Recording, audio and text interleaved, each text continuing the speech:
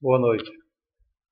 Nessa aula de número 4, eu vou começar a falar um pouquinho de filosofia da ciência e sua vinculação com teoria e método. E depois a gente retoma falando sobre a teoria funcional estruturalista. A teoria funcional estruturalista é a teoria que eu utilizo como forma de explicar tudo que eu falei, tudo que eu mostrei para vocês desde o princípio, desde as primeiras aulas até agora, elas são as suas ideias, né, as suas explicações, né, elas são originárias dessa compreensão teórica que eu trabalho, não é? E que, portanto, para mim, né, é a melhor proposta teórica e metodológica para se compreender os fenômenos sociais, em geral, que compõem a existência humana.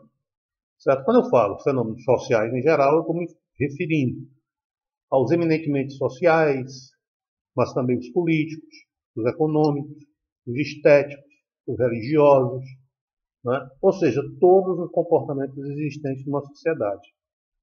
Então, antes de mais nada, é importante saber que toda e qualquer teoria, o que é uma teoria? Teoria é uma proposta explicativa para um fenômeno, qualquer que ele seja. Pode ser um fenômeno das ciências da natureza, pode ser um fenômeno da, da, da química, da física, da biologia, né? Um fenômeno da matemática, certo? Tratado matematicamente, né? E os fenômenos sociais, os fenômenos humanos, inerentes ao comportamento humano em sociedade. Portanto, uma teoria é uma proposta explicativa, né, para os fenômenos em geral, certo? Seja de que natureza for. No caso, para nós aqui que me interessa, é importante saber que por trás de toda teoria, ou seja, toda proposta explicativa de um fenômeno, certo? Há por trás dessa teoria uma concepção de mundo, uma concepção de existência que nós chamamos de ontologia. Então, por trás de toda teoria existe uma ontologia, certo? E, derivado dessa ontologia, existe uma epistemologia. Epistemé significa conhecimento. Epistemologia é o estudo dos pressupostos do conhecimento que são utilizados para se construir uma teoria.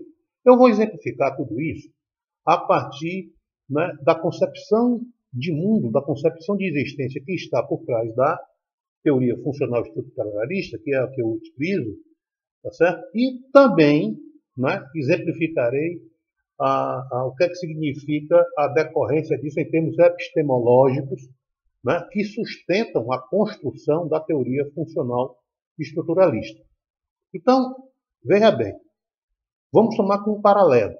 Ora, por trás de toda teologia, observem agora a teologia, por trás da teologia judaica cristã, há uma compreensão de Deus, certo? Então, por trás da teologia judaica cristã, há uma compreensão de Deus. Deus cria o universo, né? Isso se chama cosmogonia, e Deus se relaciona com os humanos, né? Isso se chama teogonia. Então, por trás da compreensão da teologia judaica cristã, existe uma concepção de Deus, certo? E do seu relacionamento com o cosmos, é Deus que cria o universo, o cosmos é a cosmogonia, e uma relação de Deus com os humanos. Deus cria os humanos, não é? E participa da existência humana. Isso é uma teogonia. A junção dessa cosmogonia com essa teogonia forma o que nós poderíamos chamar de uma ontologia. Portanto, a ontologia da teologia judaica cristã. Ou seja, a concepção que está de existência que está por trás de uma teologia. Como é uma teologia, no caso, é uma compreensão divina. Vamos trazer agora essa explicação para a teoria funcional estruturalista. A teoria funcional estruturalista é uma teoria científica, não é uma explicação teológica, certo? Como a judaica cristã, tá certo? É uma teoria de natureza científica, portanto secular. Então, o que está por trás? Qual é a compreensão ontológica da existência que está por trás da teoria funcional estruturalista? É a compreensão de que a história da existência humana é a história da evolução da espécie humana, que se dá numa dimensão da evolução por seleção natural e, né, aí a sua originalidade, né, uma evolução da evolução por seleção cultural. Evolução por seleção natural com evolução por seleção natural com evolução por seleção cultural, portanto, ambas formam, né, uma compreensão da existência humana. Então, o que é que está, portanto, por trás da teoria funcional estruturalista? Uma compreensão do mundo, né, que leva em consideração a história dessa evolução, que soma a evolução por seleção natural com a evolução por seleção cultural. Então, essa é a dimensão ontológica da teoria funcional estruturalista.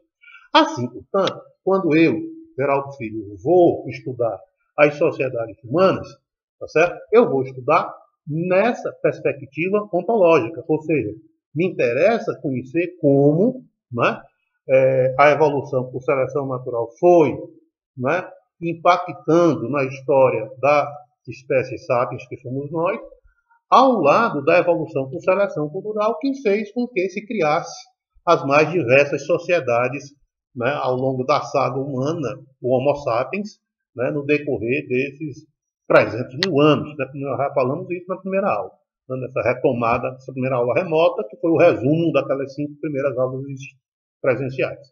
Certo? Então, a ontologia que está por trás da teoria funcional estruturalista é essa. Ou seja, quando eu vou estudar as sociedades humanas, eu vou estudar nessa perspectiva. Tá certo? Quer dizer, como foi que essas sociedades evoluíram, se desenvolveram, né, sabendo que elas são o resultado, né, dessa evolução por seleção natural, juntamente com a evolução por seleção cultural. Essa é a ontologia da existência humana. Agora,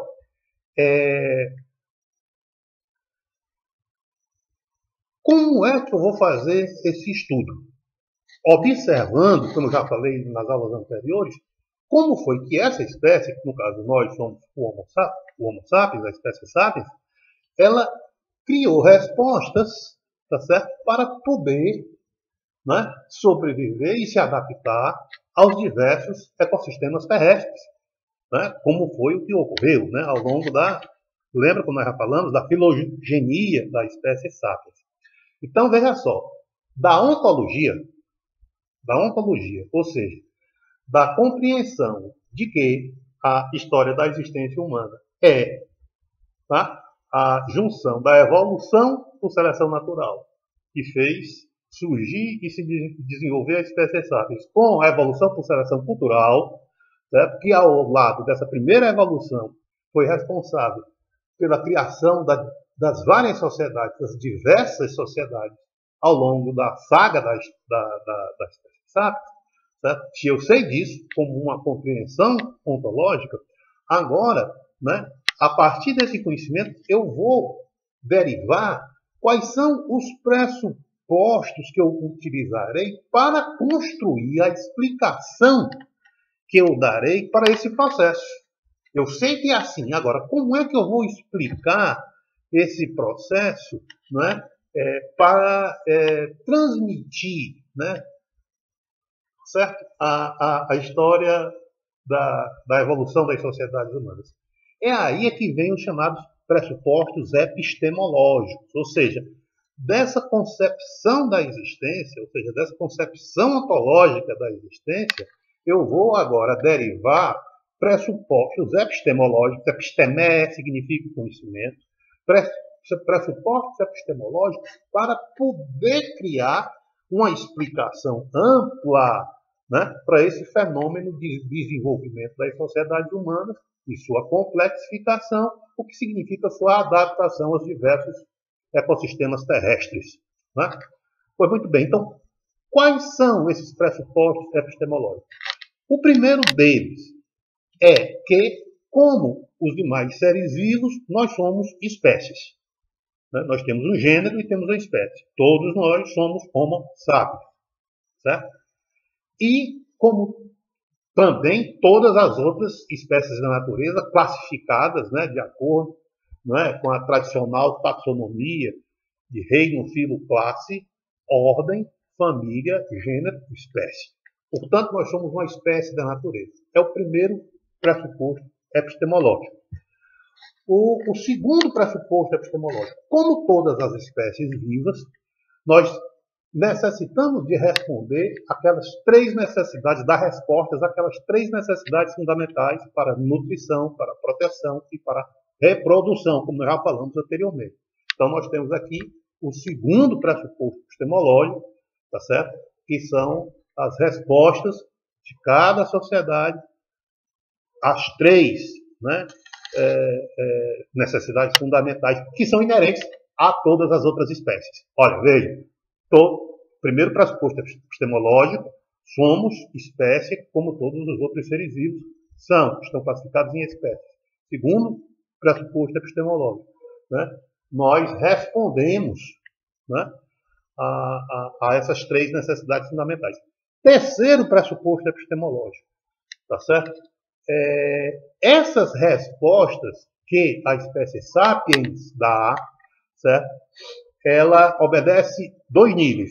Primeiro, que é o nível dos instintos, como as demais espécies dão. Ou seja, todas as demais espécies vivas dão respostas, respondem àquelas necessidades fundamentais de nutrição, proteção e reprodução a partir dos seus instintos. Ou seja, as respostas para as suas necessidades, elas estão inscritas no seu genoma, o genoma da espécie, no código genético que formata a espécie.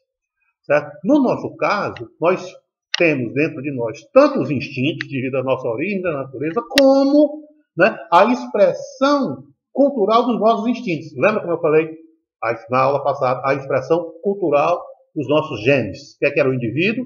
O indivíduo é a expressão dos genes, certo? E as sociedades são a expressão dessas respostas coletivas que esses indivíduos elaboraram para poder viver em grupo. Né? Então, nós temos essa dupla dimensão. A dimensão instintiva, da resposta instintiva, como todas as outras espécies, e a dimensão cultural, certo? Que é o resultado da evolução com seleção cultural. Ou seja, aquelas respostas coletivas, grupais, que nós elaboramos, que nós formatamos, né, para responder às necessidades do indivíduo e do grupo, constituindo assim as sociedades, constituindo assim as diversas sociedades, os diversos ecossistemas terrestres pelos quais a espécie sapiens se espalhou, né, e dominou. Então, portanto, aí os três pressupostos epistemológicos. Desses três pressupostos epistemológicos é que nós construímos, ou foi construído ao longo do tempo, a partir do século XIX, a começar da França, né, de Émile Durkheim, e depois se espalhou pela Inglaterra, tendo um grande representante na antropologia, física e cultural, o inglês Arthur Hergnall Radcliffe Brown, né? E uma outra figura interessantíssima, de origem polonesa, se eu não me engano, chamado Bronislaw Malinowski. E nos Estados Unidos, né, eu diria de uma maneira mais secundária, Talcott Parsons. Então você tem aí 4 nomes: Durkheim, na França, do século XIX para o século XX, né?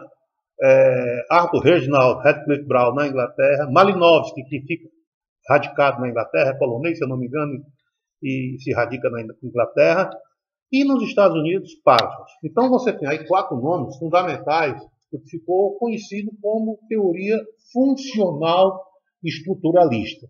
A teoria funcional estruturalista pressupõe, veja, só para ficar claro, aquela compreensão ontológica que eu mostrei para vocês e aqueles pressupostos epistemológicos, tá certo? Que são utilizados para construir a teoria funcional estruturalista. Muito bem. Agora, como é que se aplica isso? Se aplica como eu venho mostrando para vocês. Qual é a explicação que nós propomos? A história das instituições sociais, que são as formas padronizadas de pensar, sentir e agir ao longo da evolução da espécie sapiens pelas sociedades. Então, olha a aplicação da teoria funcional estruturalista.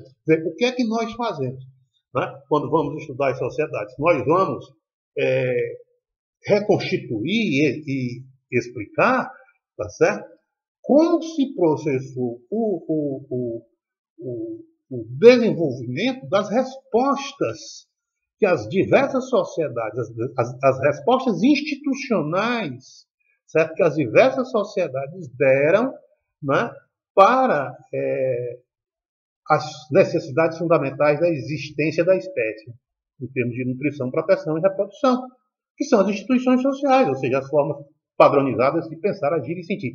Essa é a aplicação da teoria funcional estruturalista, observando sempre, aí daí vem, por que o nome funcional? Como essas instituições elas são, né, funcionais ou não, certo? Funcionais ou disfuncionais, tá certo? Em relação a essas respostas, as respostas para aquelas necessidades, tá certo? A partir daí é que você olha, bom, né? Se as instituições de natureza política, econômica, religiosa, jurídica, culinária, estética, enfim, se elas estão funcionando bem, elas tendem a garantir a permanência da sociedade ao longo do tempo. Se elas não estão funcionando bem, então essa sociedade vai encontrar dificuldades. Lembra dos exemplos que eu dei na aula passada, quando me referi ao Brasil. Tá certo? Então, olhando o funcionamento, o bom funcionamento, ou, por outro lado, né, a disfunção ou o não funcionamento das instituições, é que você pode analisar e explicar, né, o desenvolvimento e a evolução das sociedades. Por quê? Porque as instituições sociais elas são a identidade de cada sociedade. Você conhece uma sociedade a partir do instante em que você conhece as instituições sociais que formam essa sociedade, né? Portanto, as instituições sociais, nós podemos dizer, resumidamente, que elas constituem a identidade, né, de cada sociedade que existiu e que existe. Tá certo? Então, quando nós vamos estudar as sociedades, nós vamos enfatizar, né, a história do desenvolvimento e da evolução, certo, dessas instituições sociais ao longo do tempo. Né? Há uma proposta, né, do âmbito da teoria funcional estruturalista que eu acho bem interessante, dado a sua praticidade, né, dado a sua praticidade, que foi feita há alguns anos por dois intelectuais, se eu não me engano, um europeu e outro americano, não lembro bem a origem deles, mas um se chama, de origem turca, chamado Deran Acemoglu, e um outro chama James Robinson. Eles classificaram as instituições sociais, não é, em instituições sociais inclusivas e instituições sociais expulsivas, certo? Então, eles fizeram um livro, melhor dizendo, bem interessante, chamado Por que as Nações Fracassam. Olha só o título do livro. Por que as Nações Fracassam. E, ao estudar diversas nações, eles estavam observando, e aí classificaram, né, vinculando o sucesso, né, de uma nação e o insucesso de uma outra nação a partir da capacidade das suas instituições sociais incluírem, né, no âmbito delas a maior parte das camadas sociais que formam aquelas sociedades. Por outro lado, não é? Nações que não deram certo, ou que encontram dificuldades de dar certo, certo? Convivendo em pobreza, convivendo com a violência, etc., certo? Decorre, né, de que as suas instituições sociais são expulsivas, ou seja, em vez de incluir, né, a maior parte das camadas sociais daquela sociedade no âmbito das suas instituições sociais, estas instituições sociais expulsam, né, a boa parte dessas camadas sociais do raio de ação, né, delas. Então, é muito interessante porque, a partir dessa classificação, você pode, não é, aprimorar, tá certo? A análise da teoria funcional e estruturalista para as sociedades. Então, observe, vinculando aí a noção de funcionamento, né, positivo ou negativo, das instituições sociais. Funcionamento positivo, aí você já juntando com a análise do Acemoglu e Robinson, certo? Decorre da capacidade das instituições sociais atingirem todas as camadas sociais. E, né, o não funcionamento, ou uma disfuncionalidade da instituição, é quando, ao invés de ela incluir, ela expulsa. Vamos dar um exemplo bem claro. Instituições sociais influenciadas por uma religiosidade. Observe o que acontece no cristianismo evangélico. Eu venho mostrando ao longo das minhas aulas que o cristianismo evangélico favoreceu a educação. Por quê? Porque, em decorrência da necessidade do fiel evangélico, do crente evangélico, né, de conhecer a palavra de Deus, lendo a Bíblia, para poder encaminhar a salvação da sua alma, isso foi essencial, né, para que essas sociedades dessem um salto de qualidade muito grande no que se refere a incluir basicamente todas as camadas sociais dessas sociedades no mundo educado, né, no mundo educacional, na medida em que, olha só, né, é necessário para o fiel evangélico ler a Bíblia, conhecer a palavra de Deus para poder encaminhar a salvação da sua alma. Então, evidentemente, você resolveu um problema que é gravíssimo para as sociedades humanas, e olhe para a brasileira, então, isso é grave. Você ainda tem agora, com a divulgação saiu nessa semana, né, a Pesquisa Nacional por Amostra de Domicílios, na PNAD, certo? Você no Brasil ainda tem 11 milhões de analfabetos, é muita gente, tá certo? Sem contar, esses são os analfabetos absolutos, sem contar os analfabetos funcionais, aqueles que sabem ler e escrever, mas não sabem interpretar, o que é uma parcela muito maior, tá certo? Então, veja só, essa forma de religiosidade, de olhar o mundo, já favoreceu muito lá no século XIX, século XVIII. No século XIX é quando eclode a sociedade industrial capitalista de fato, né? Então resolveu dar um problema educacional ali, tá certo? Favorecendo a inclusão, basicamente, de todas as camadas sociais. Mas, por outro lado, quando você olha a religião muçulmana, tá certo? Ela pega o caso do Afeganistão, uma interpretação radical do Corão, certo? E impede as mulheres de frequentarem as escolas. Simples assim. Portanto, se elas não vão frequentar a escola, elas não sabem ler, não sabem escrever, elas decoram os versos do Corão. Tá certo? Daí teve o caso paradigmático daquela garota do Afeganistão, a Malala, né, que sofreu um atentado à bala por parte dos talibãs, porque ela, como uma jovem, né, como uma adolescente, ela queria estudar e queria simplesmente isso. Quer dizer, o pecado dela no Afeganistão foi porque simplesmente queria estudar. Isso, para os talibãs afeganes, era um sacrilégio. E aí tentaram matar a garota, e ainda bem que ela sobreviveu e se tornou um símbolo, né, da luta pela afirmação feminina no mundo muçulmano. Então, veja, quer dizer, naquele caso ali, de saída, as mulheres não são incluídas na sociedade, tá certo? Letrada, elas não sabem ler, o que já as coloca como uma pessoas de segunda categoria, né? Subordinadas aos seus familiares homens, né? E depois ao seu marido, tá certo? Então veja aí que nesse caso uma compreensão religiosa já afasta, né, significativamente milhares de pessoas, né, de uma sociedade do acesso à educação, simplesmente em razão de uma interpretação radical, né, do Corão. E isso vai variar no âmbito das várias sociedades muçulmanas, né, essa interpretação corânica, tá certo?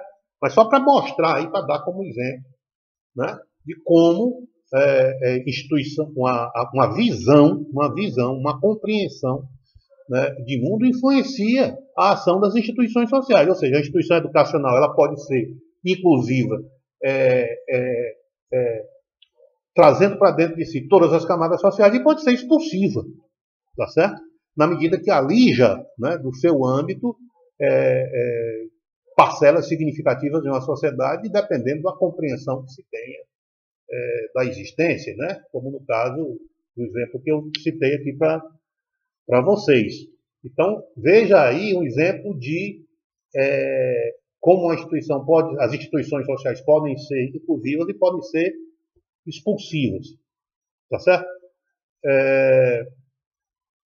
Bom, isso aqui é um exemplo muito claro. Outra, sociedades onde o Estado, um outro exemplo. E aí é o exemplo clássico das sociedades socialistas. Por que não existe? E aí, olha outra prova empírica. Por que não existe? Empírica porque está baseada nos fatos, da realidade. Por que não existe sociedades socialistas desenvolvidas? Nunca existiram sociedades socialistas desenvolvidas, certo?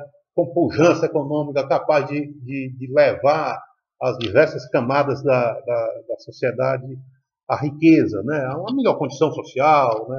A ter uma vida que chama de classe média. Simplesmente porque a compreensão que eles têm de mercado, portanto, da instituição econômica, né? Que é uma compreensão estatista, que é uma compreensão intervencionista, que inibe o empreendimento individual, certo? Matando a vontade individual de empreender. Por quê? Porque nada que o sujeito faz é dele. O empreendimento de um simples camponês ou de um industrial não é dele, é do Estado. É do Estado. Sendo assim, ao matar, né, a liberdade do empreendimento individual, aquilo que John Locke, lembra como eu falei da aula passada, né, o direito natural à vida e à propriedade. Você tem um direito natural à vida e à propriedade conquistada com seu esforço. Ora, em sociedades socialistas, esse direito você não tem. Você não tem o direito à propriedade, não é seu, é do Estado. Tá? Boa parte da sua produção, do que você produz, certo? Você não tem a liberdade de destinar, de vender ou não, do jeito que você quer, do jeito que lhe aprover. Não, depende do Estado. Ora, isso é vital para compreender de por que as instituições econômicas nas sociedades socialistas nunca deram certo, ou seja, nunca foram inclusivas, sempre foram expulsivas. Exatamente assim é que quase em todas as sociedades socialistas, certo? O que era mais vigoroso era o mercado negro, ou seja, o contrabando, tá certo? Que ali era o real mercado, certo? Ou seja, não era o mercado oficial, era o mercado de contrabando. O mercado oficial era uma penúria, né? Daí a escassez permanente. Pode olhar, Cuba, União Soviética, Coreia do Norte, Vietnã, né? Todos, Venezuela agora, todos esses países com experiências socialistas fracassaram em termos de instituição econômica. Por outro lado, quando você vê as instituições econômicas dos mercados das sociedades capitalistas, né, baseadas na livre iniciativa e no direito à propriedade, tá certo? Nesse caso, foram essas sociedades que surgiram com as sociedades, criaram as sociedades capitalistas, surgiram com as sociedades industriais capitalistas depois das revoluções industriais, como nós vimos. Ou seja, esse pressuposto da liberdade individual, do empreendimento e do direito à propriedade, a propriedade privada, isso é sagrado, é um direito, como nós vimos com Locke, o direito natural, a vida é a propriedade. Não é? Então, aí, nessas sociedades, olha só, as instituições econômicas são inclusivas, ou seja, elas atingem a maior parte das camadas. populares. Muito bem, existe pobreza? Existe pobreza, nós não negamos isso, vamos voltar a isso. Tratar isso talvez no final dessa aula e na próxima, certo? Mas a liberdade de você empreender em todas essas sociedades levaram essas sociedades ao sucesso. Talvez um grande exemplo, não é, seja o caso da China. Lembre-se, a China fez uma experiência socialista em 1949. 1949 a 1976. O Partido Comunista Chinês tomou o poder em 1949 e implantou um regime comunista violento até 1976, com Mao Tse-tung. Muito bem. O que foi que aconteceu? Desastre na agricultura, desastre na indústria, desastre no comércio, desastre na educação. Né? É pouco tempo para explicar aqui com detalhes.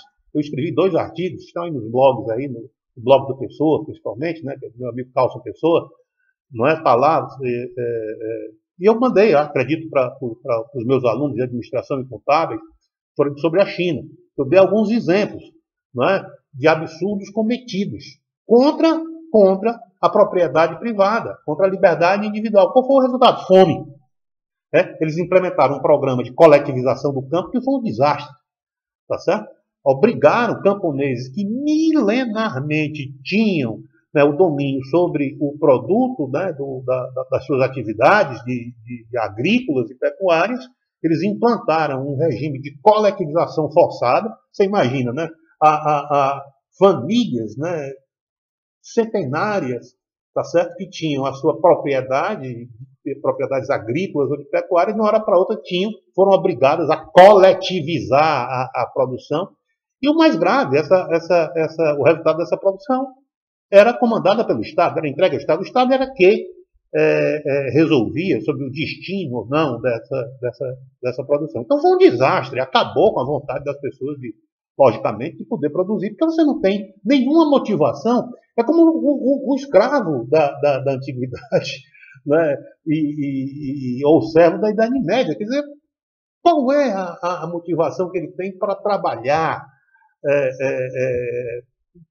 gerar riqueza, né, quando os frutos desse trabalho e os frutos dessa riqueza não são dele? Quer dizer, aí já uma contradição terrível. Né? Quer dizer, você trabalha, produz, e você não tem domínio sobre nada daquilo ali. Né? Então, é o Estado, né, que se apresenta como o provedor da justiça e o provedor das necessidades das pessoas. Isso é um absurdo. Não é? É só um indivíduo que sabe das suas necessidades, certo? Ninguém sabe das suas necessidades, é um indivíduo que sabe das suas necessidades, certo? Então, portanto, qualquer instituição que se arroga o direito, né, de garantir para os indivíduos e para a coletividade, né, a quantidade do que é certo e do que é errado é uma aberração, certo? A distorção da existência. Então, aqui, para mostrar para vocês... Aí o que acontece? 1940, essa foi a experiência até 1976. Em 1976, Mao Tse-tung morre. E aí, há uma rápida luta política e assume um sujeito chamado Deng Xiaoping. Foi o braço direito, um dos braços direitos. Ele e uma outra figura exponencial, que faltou o nome aqui no momento, Xu Enlai. Né? Xu Enlai e Deng Xiaoping. Só que Xu morreu também em 1976, mas ele foi o arquiteto com Deng das chamadas 4 modernizações. Modernização da indústria, modernização da agricultura, modernização das forças armadas, modernização da educação e da ciência e tecnologia. Olha só, 4 setores fundamentais. Né? 2 diretamente econômicos, a indústria e a agricultura, e as Forças Armadas, certo? E outro, né, que é a elaboração da ciência e da tecnologia, que era a educação. Quer dizer, a reforma em 4 instituições. Instituições econômicas, instituições militares e instituições educacionais. Xu Enlai e Deng, né? Xu morre em 76, mas conseguiu formatar essas ideias juntamente com Deng Xiaoping, e Deng Xiaoping executa essas ideias. E Deng faz ele tinha alguns aforismos interessantes, né? E um deles foi esse: não importa a cor do gato para caçar o rato, o que importa é que ele casse o rato. Ou seja, não interessava se o gato era comunista ou se o gato era capitalista. O importante é que o gato caçasse o rato. Como o gato comunista não conseguia caçar o rato, ou seja, atender, matar, não é, a fome dos chineses, satisfazer as necessidades dos chineses em termos de nutrição, proteção e reprodução, tá certo? Então o gato comunista tinha que ser afastado. E no seu lugar assumiu o gato capitalista, ou seja, a partir dessas reformas institucionais que Deng Xiaoping fez e que depois foram implantados pelos vários líderes seguintes que sucederam a Deng depois, no início dos anos 80, como Jiang Zemin, Hu Jintao e agora Xi Jinping. Ou seja, né, essa é a tradição, né, dos líderes chineses, a sucessão, hierárquica do comando da China dos líderes chineses, até agora, né, com Xi Jinping. Tá certo? Todos eles aprofundaram essas chamadas 4 modernizações. Ou seja, a China é comunista no nome, certo? Na essência, é um arranjo de uma instituição política forte, né, uma ditadura política de um partido, com o mercado livre. Ou seja, mas foram essas instituições econômicas, agora, as forças de mercado lideradas por Deng Xiaoping, retornando à tradição chinesa. Veja só, retornando à tradição, os chineses sempre tiveram a tradição de comércio e inovação ao longo dos seus milênios de existência. A China nunca foi feudal, isso foi uma loucura inventada pela análise marxista, mas isso aí não vem ao caso aqui no momento. Certo? Então, o que Deng fez foi retomar a tradição de inovação e comércio que a China tinha e que foi interrompida, certo?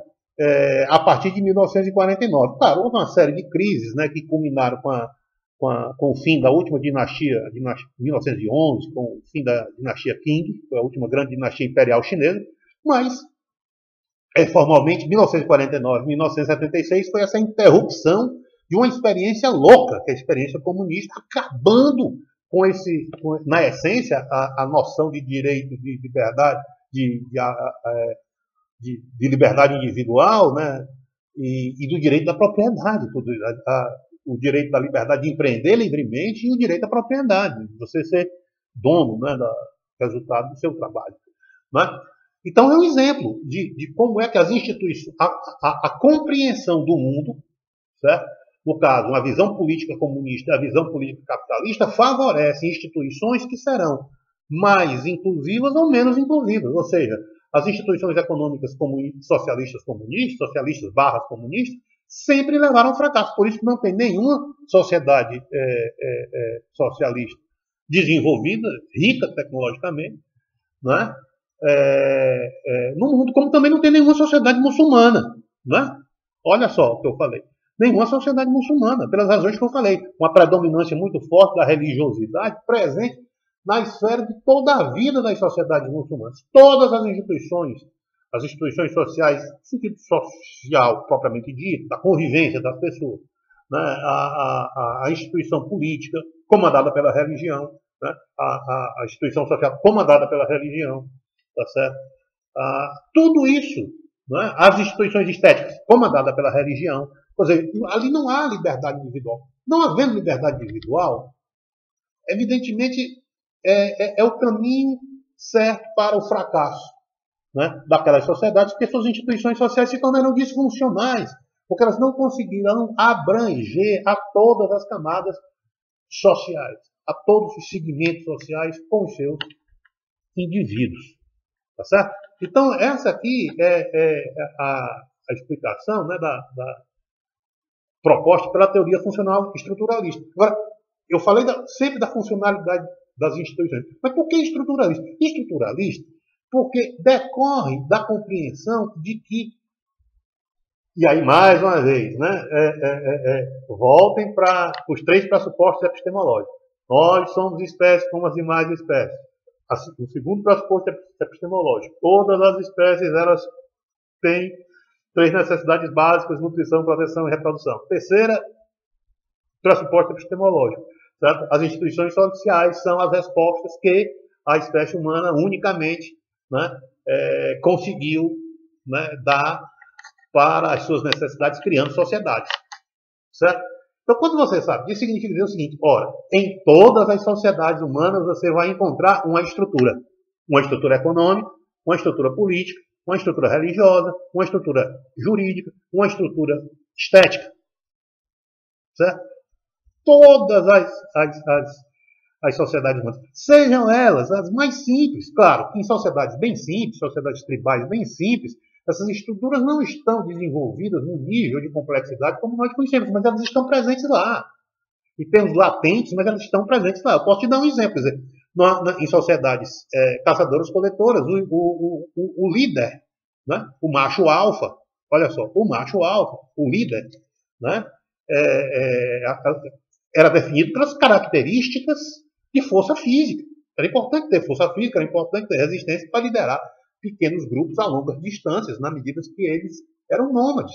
Então, isso era uma característica fundamental, que aos poucos, né, juntamente com as habilidades inerentes da inteligência, né, da resiliência, etc., foram atributos que foram se somando à capacidade de liderança.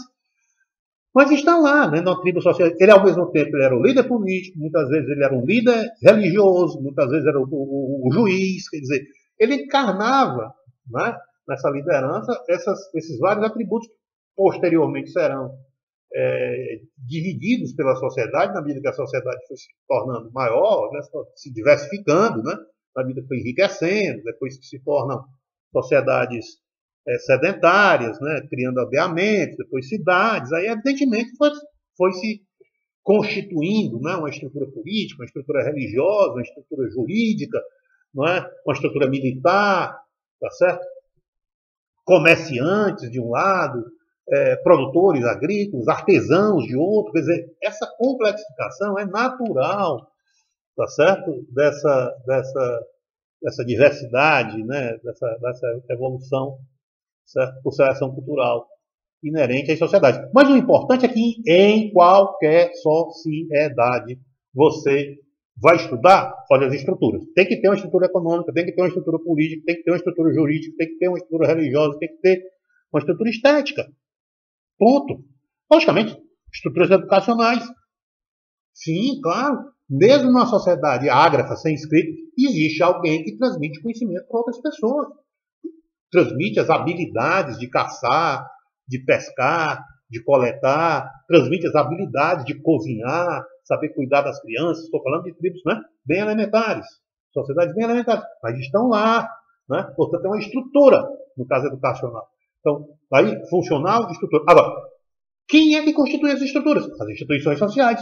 Quando você olha para a estrutura econômica, aí você vai ver lá, né, quais são as instituições dentro daquela estrutura econômica que responde o quê, o quanto, como e para quem. Estrutura política, quais são as instituições políticas que organizam, né, o poder naquela sociedade, dizendo quem é o chefe, quem é o subchefe, quem são os liderados, no nosso caso, quem é o presidente, quem são os deputados, os senadores, os prefeitos, os governadores, etc. A estrutura religiosa, quais são as religiões que existem, os padres, os pastores, os Yalorixás e as Babalorixás, né, que são os pais de santo, né, e mães de santo, tá certo? Os líderes espíritas, kardecistas, os diversos pastores evangélicos, enfim. Tá? A estrutura estética, a música, a dança, né, as tradições folclóricas, a folclore, né, do povo em geral, tá certo? A tradição educacional, como é que se constitui o sistema educacional na nossa sociedade, ensino fundamental, médio, superior, né, pós-graduação, etc. Tá certo? Quer dizer, em todas as sociedades você vai encontrar as estruturas. E as estruturas são formadas por instituições sociais. Então, quando você fala em funcional estruturalismo, você está abrangendo a história das sociedades a partir, né, das suas instituições sociais organizadas, formas padronizadas de pensar, agir e sentir, organizadas no âmbito das estruturas.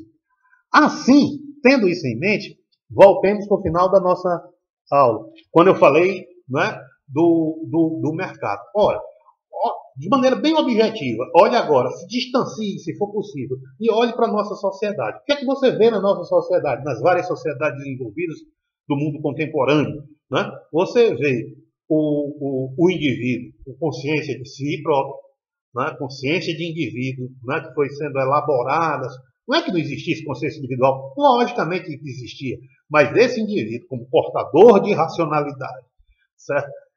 Racionalidade essa que era fundamental para constituir a sua existência, tá certo? Encaminhar a sua existência. Então você tem agora, né, você olha na sociedade esse indivíduo, não é? Que tem diante de si um mundo para conquistar, para escrever a sua trajetória, escrever a sua biografia, certo? Escrever a sua biografia. Ora, isso é um conjunto de todos os indivíduos. Como dizia a grande Margaret Thatcher, não existe sociedade. Sociedade é uma abstração. Existem indivíduos vivendo em sociedade, certo? Então, uma sociedade é um conjunto dos vários indivíduos, certo? Muito bem. Então, o conjunto de indivíduos necessitam né, de satisfazer as suas necessidades. Quais são? Aquelas: nutrição, proteção e reprodução. Muito bem. Olhe para o nosso mundo. Quem é que vai fornecer a satisfação das necessidades? As empresas. Indivíduos organizados, certo? Em grupos que vão gerar produtos que satisfarão as nossas necessidades. Então, de um lado, você tem os indivíduos, que são todos os indivíduos, na sua condição de consumidores. Consumidores de quê? De necessidades. Tem necessidades para suprir, ou seja, dos produtos que vão suprir as nossas necessidades, nutrição, proteção e reprodução. E, de outro lado, você tem os mesmos indivíduos organizados agora, certo? De maneira coletiva, em organizações que vão dar respostas às necessidades desses indivíduos, que são agora na condição de consumidor, que estão agora na condição de consumidor. Então você tem aqui de um lado os consumidores, que são os indivíduos. De outro, você tem as empresas, que são os indivíduos também, só organizados sem empreendimentos. Empreendimentos nos dois ramos principais, nos dois setores principais da economia: indústria e agricultura. Setor primário, né, agricultura e pecuária, e setor secundário, a indústria em geral. O setor primário com o setor secundário vão formatar as respostas, certo? Ou seja, os indivíduos organizados em empreendimentos, que são as empresas, que são organizações, que são as empresas, certo? Nesses dois setores, setor primário e setor secundário, vão dar respostas para as necessidades dos indivíduos como consumidores, né? E satisfarão as suas necessidades de nutrição, proteção e reprodução. Então, de um lado você tem os consumidores, de um outro você tem as empresas.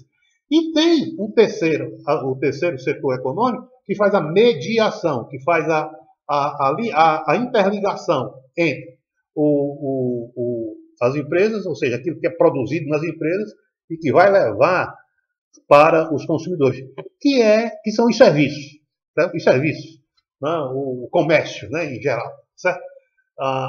O que é interessante porque os serviços têm uma dupla dimensão. Os serviços também produzem satisfação de necessidades, então ele tem uma dupla dimensão. É por isso que ele não está só aqui no segundo momento, está no terceiro momento. Ele tem uma dupla função. Ele tem a função também de produzir, né, respostas para os consumidores e, ao mesmo tempo, levar as respostas que são produzidas no setor primário e no setor secundário para os consumidores. Qual é esse caráter de serviço? Serviço onde está, portanto, aí abrangendo o comércio. O comércio pega aquilo que foi produzido no setor primário e no setor secundário, ou seja, na agricultura, na pecuária e na indústria, e leva para os indivíduos. Mas, ao mesmo tempo, a outra dimensão do serviço, né? O serviço tem o comércio e tem o serviço propriamente dito. O que é o serviço propriamente dito? Por exemplo, né? Os serviços estéticos. É comércio? É comércio, mas ele ele está gerando ali, né, na linha de frente, a satisfação dos consumidores. Então, alguém quer fazer o cabelo, fazer uma maquiagem, né, retocar a maquiagem, diria um grande amigo meu, vai a um cabeleireiro ou uma cabeleireira e recebe ali, né, compra, né, a sua satisfação. Quer dizer, ali, lembra que eu falei? É uma mercadoria. Mercadoria são bens e serviços. Bens, matérias concretas. Serviços, mercadorias abstratas. Né? Então, os serviços têm essa dupla dimensão. Tem a dimensão comercial, propriamente dita, traz lá do setor primário e do setor secundário e leva para os indivíduos como consumidores e, ao mesmo tempo, também é gerador de respostas para as necessidades dos consumidores. Então, você tem aí aquilo que nós chamamos o circuito das mercadorias. Circuito das mercadorias, que em toda a sua extensão é formada por indivíduos. Os indivíduos na condição de consumidores e os indivíduos na condição de produtores de bens e serviços, ou seja, de mercadorias. Bens, mercadorias concretas, serviços, mercadorias abstratas. Tá certo? E o serviço, na sua dupla dimensão de comércio propriamente dito, e serviço, gerador também de respostas para as necessidades das pessoas, fazendo essa intermediação. Então é um circuito chamado circuito das mercadorias. Ora, o que fez a teoria liberal? A teoria liberal só expressou isso. Porque, lembra agora, volte para a definição que eu dei de Estado liberal. Né? E as suas funções. Segurança interna, segurança externa, legalidade e legitimidade, garantia da legalidade e legitimidade dos contratos. Ora, olha a junção do Estado liberal clássico, tá certo? Com essa explicação que eu dei aqui, né, para os indivíduos no âmbito de uma sociedade industrial capitalista.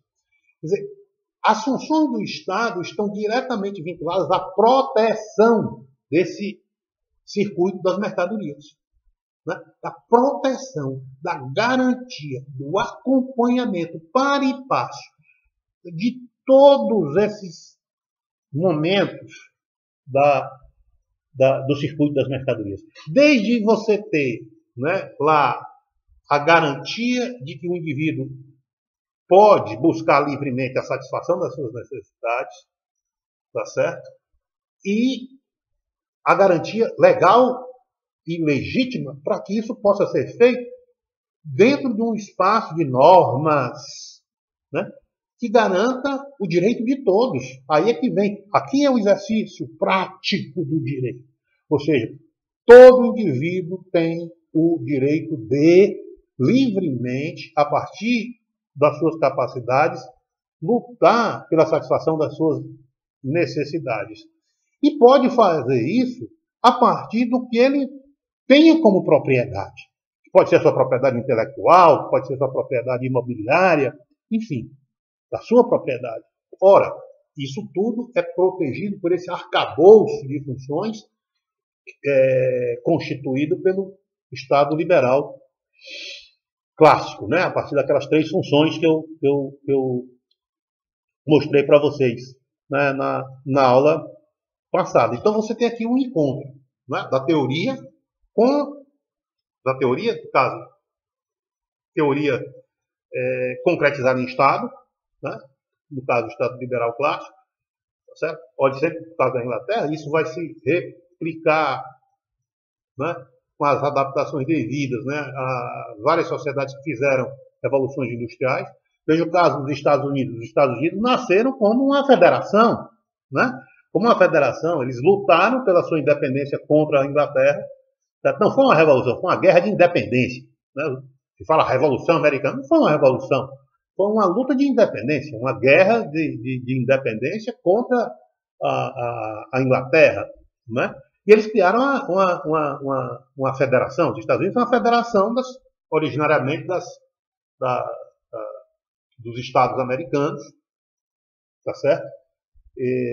Que se uniram e criaram, né, os Estados Unidos, daí o nome, Estados Unidos da América, Estados Unidos. Basta você compreender o significado real do que aquilo ali se representa, Estados Unidos, né, o significado de Estados Unidos da América. Né? Mas quais eram as funções lá? Né? Exatamente as mesmas do Estado liberal clássico inglês, da monarquia parlamentar inglesa. Ou seja, cabia fazer apenas aquelas 3 funções.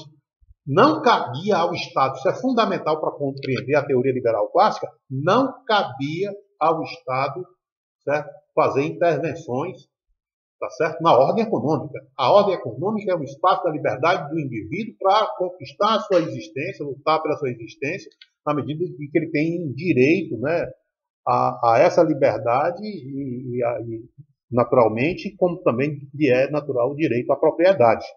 Certo? Isso é fundamental, porque é um princípio é o princípio, agora eu vou desenvolvendo um pouquinho mais, né?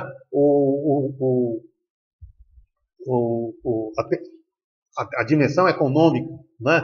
a, a, a terceira, né, dimensão, né, da teoria liberal. Lembra quando eu comecei a falar da teoria liberal? Mostrei o aspecto filosófico, a dimensão política, a dimensão econômica. Né? Então, é bom levar em consideração sempre o seguinte: qual é o que é que o princípio que fomenta a terceira dimensão, né, da teoria liberal clássica, que é a econômica. Né? Não cabe ao Estado fazer intervenções na ordem econômica. Por quê? Porque a ordem econômica é uma decorrência natural, tá certo?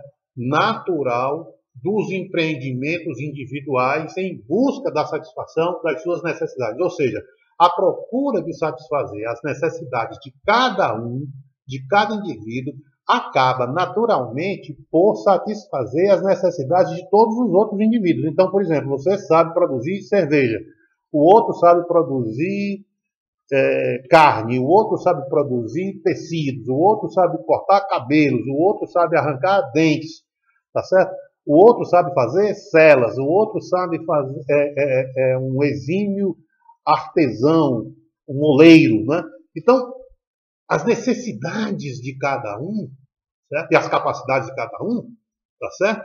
Vão ser intercambiadas no mercado, né? De modo que, né, a busca de satisfação de cada um, eu sei fazer isso, eu sei cortar cabelo, eu sei arrancar dentes, eu sei fazer roupas, né? Eu sou um alfaiate, eu sei fazer vasos, né, decorados, enfim.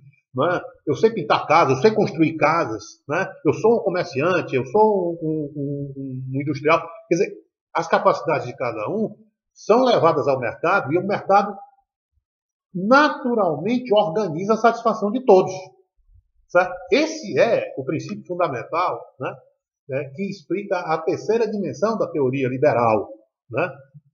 Teoria liberal clássica. Ou seja, não cabe ao Estado fazer intervenção, né, porque naturalmente aquilo que ficou conhecido como mão invisível, né? Ou seja, naturalmente, certo? O mercado encontra soluções para as necessidades de cada pessoa, tal qual se existisse uma mão invisível, né, que fosse capaz de alocar respostas para as necessidades de cada pessoa, tá certo? De modo que, né, houvesse o equilíbrio, essa aí é uma lei clássica, houvesse o equilíbrio entre oferta e procura.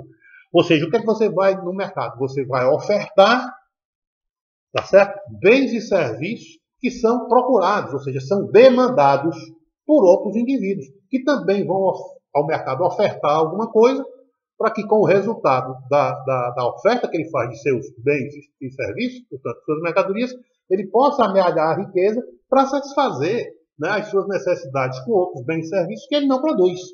Tá certo? Então, naturalmente, haveria um equilíbrio entre oferta e procura.